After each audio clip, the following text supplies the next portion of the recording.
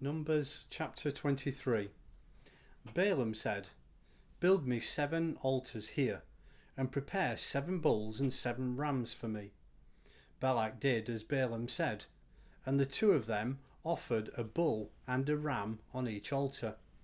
Then Balaam said to Balak, "Stay here beside your offering while I go aside. Perhaps the Lord will come to meet with me. Whatever he reveals to me, I will tell you." Then he went off to a barren height. God met with him, and Balaam said, "I have prepared 7 altars, and on each altar I have offered a bull and a ram." The Lord put a message in Balaam's mouth and said, "Go back to Balak and give him this message."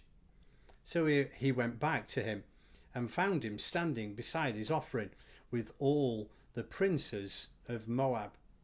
Then Balaam uttered his oracle.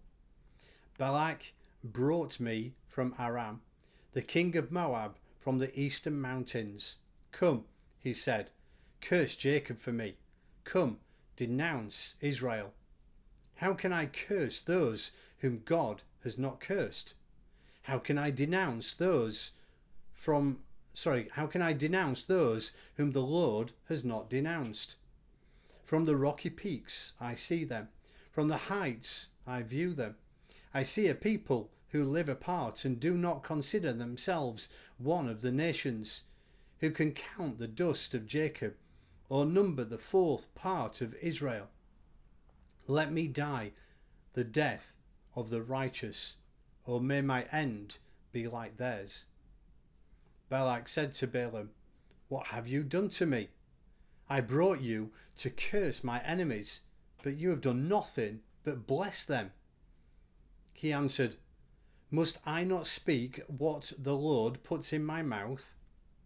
Then Balak said to him, "Come with me to another place where you can see them. You will see only a part, but not all of them, and from there curse them for me." So he took him to a field of Zophim on the top of Pisgah, and there he built 7 altars and offered a bull and a ram on each altar. Balaam said to Balak, "Stay here beside your offering while I meet with him over there." The Lord met with Balaam and put a message in his mouth and said, "Go back to Balak and give him this message." So he went back to him and found him standing by his offering with the princes of Moab. Balak asked him, "What did the Lord say?" Then he uttered his oracle. "Arise, Balak, and listen. Hear me, son of Zippor. God is not a man that he should lie, nor a son of man that he should change his mind. Does he speak and then not act? Does he promise and not fulfill? I have received a command to bless.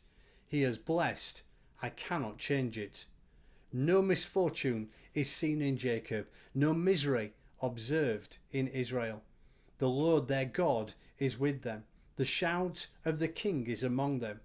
God brought them out of Egypt. They have the strength of a wild ox. There is no sorcery against Jacob, no divination against Israel. It will now be said of Jacob and of Israel, 'See what God has done.' The people rise like lioness.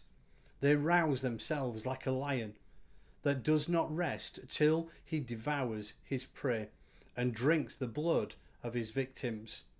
Then Balak said to Balaam, "Neither curse them at all, nor bless them at all."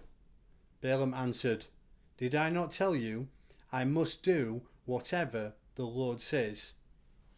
Then Balak said to Balaam, "Come, let me take you to another place. Perhaps it will please God to let you curse them for me from there." And Balak took Balaam to the top of Peor, overlooking the wasteland. Balaam said, "Build me 7 altars here, and prepare 7 bulls and 7 rams for me." Balak did as Balaam had said, and offered a bull and a ram on each altar.